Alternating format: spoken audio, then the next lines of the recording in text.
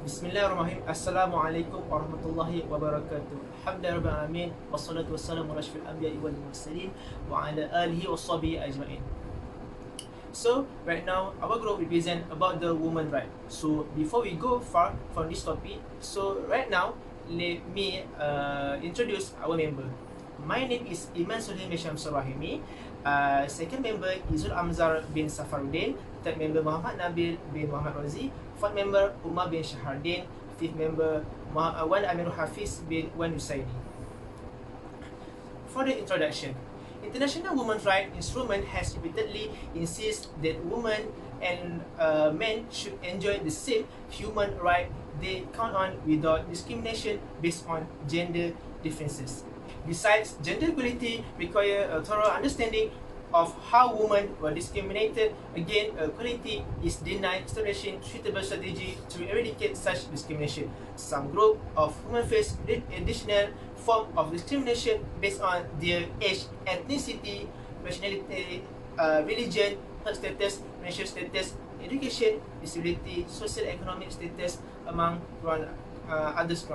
Lastly, these wishes introduce women human rights, especially in Sister in Islam cis movement in Malaysia on media, and describe the ideology of women's rights for by cis. Problem statement. So nowadays, various issues related to Islam has been championed by various parties and community groups.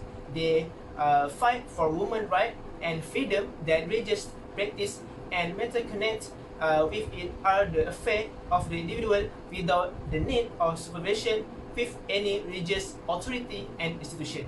Besides, they are also loudly to criticize Islam by comparing with human rights ideas. Therefore, the researcher think the need for a study should be implemented in studying this problem most closely to assess the understanding of human rights in cis on media.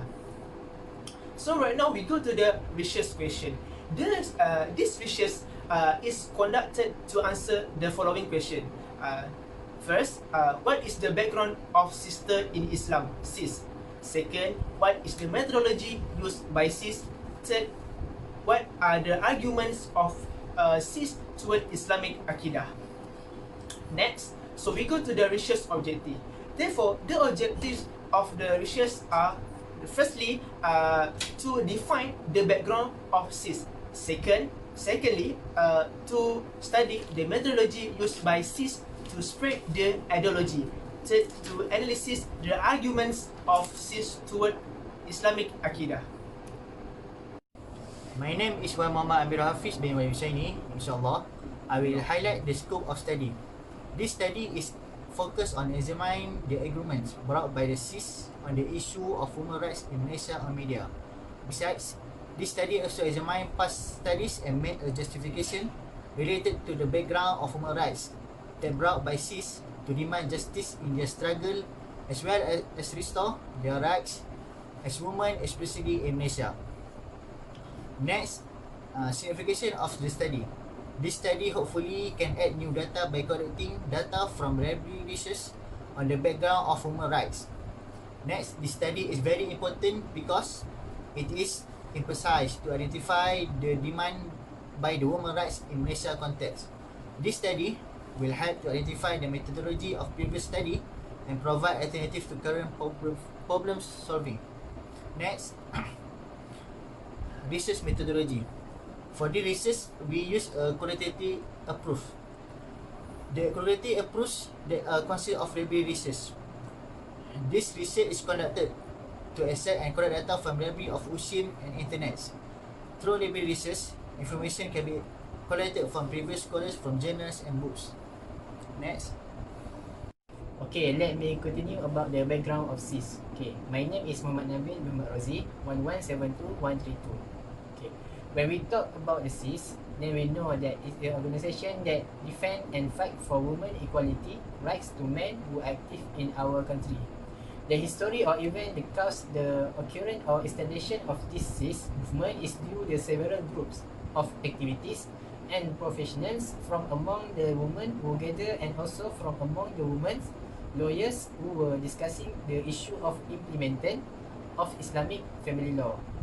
In 1987, a group of women were not satisfied with certain law of this new Islamic law which is enforced in Sharia courts. They claim that some existing laws which are implemented in the Sharia court in Malaysia are biased and discriminatory against Muslim women. Okay, next. Another reason why this cis movement can establishment is everything starts with the question that is, if Allah is most fair or if Islam is fair, why is there any laws and policies that are made in the name of Islam but they create injustice?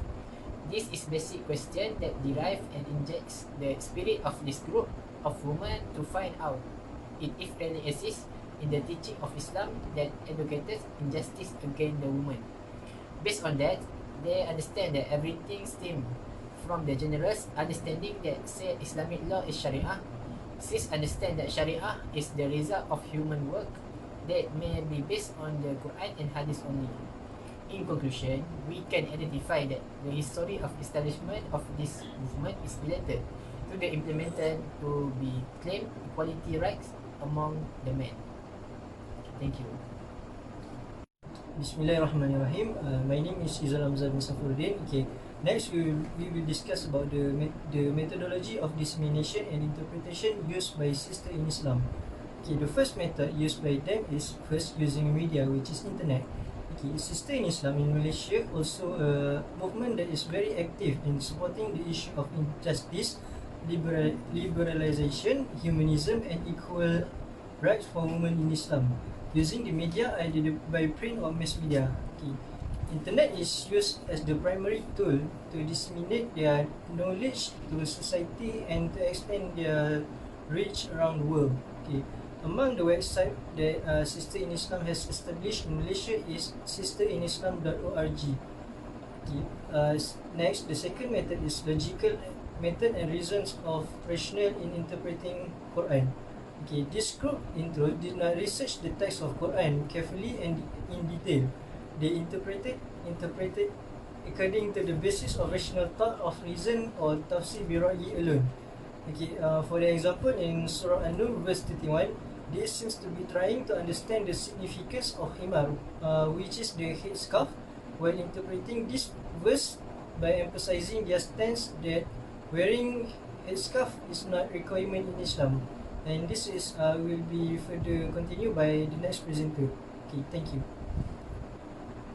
My name is UMAR bin SHAHARDIN, and next, the influence of cis in the concept of Aqidah. Cis is a movement that is well known through some controversial statements issued by them either through the mass media or print media. What is meant by the controversy here is that the issues related to religion that cis is trying to build are seen to be far different from the real Islamic perspective. Cis has made some conclusions that confuse Muslims and can even indirectly distort the belief of Muslims. Therefore, this debate will focus on several issues and statements of cis that are seen to belong to the debate on Islamic Aqidah. So the first is the concept of religious freedom in Islam. So cis has criticized the system of the practice of Islamic laws in Malaysia regarding the issue of religious freedom in Islam. Cis have raised concern among Muslims when they demand that Muslims be allowed to live Islam and their rights as citizens should also be respected. And then Muslim scholars have been very careful and doctrinal debates about issues such as apostasy are considered dangerous. In reality, Islam gave freedom to every individual to embracing a religion according to his beliefs, and there is no compulsion for every individual to embrace Islam. The second, the concept of no compulsion in Islam and women's ornament outright. First, Nurhayati Kaprawi, who is a member of CIS, replied regarding the issues of the hijab in Islam, that there is no compulsion in religion. What is important is the faith and taqwa. They must be present in every Muslim, and they cannot force others to wear the hijab or cover the aura.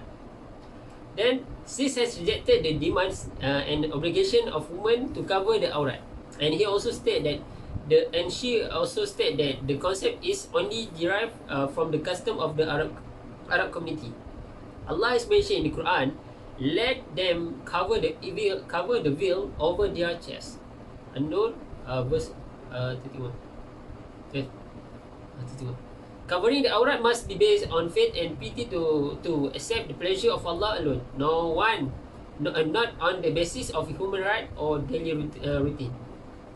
And next, the concept of qawamun and leadership in Islam. Another controversial issue raised by SIS is a statement given by Dr. Amna Wadud, who is also the founder of SIS on the issue where women are allowed to be imams in prayer. She believed that men have been seen to have used the term qawamun as a tool to dominate women in every matter. This clearly shows that SIS and Amina have rejected the concept of qawamun, which has been stated in the Quran as a protector to women and not as a tyrant to women. So, as a conclusion, there are many misunderstandings in SIS regarding women's status and their rights. There are rights which are fairly guaranteed to men and women. However, there are also rights in certain aspects that are specific to one gender. Thus, as described in the Quran and Sunnah, it is very important to understand the sense of justice. Lastly, SIS must ensure their human minds are directed by the Quran and Hadith if they choose to give some opinion, because to be parallel with the teaching of Islam. Thank you.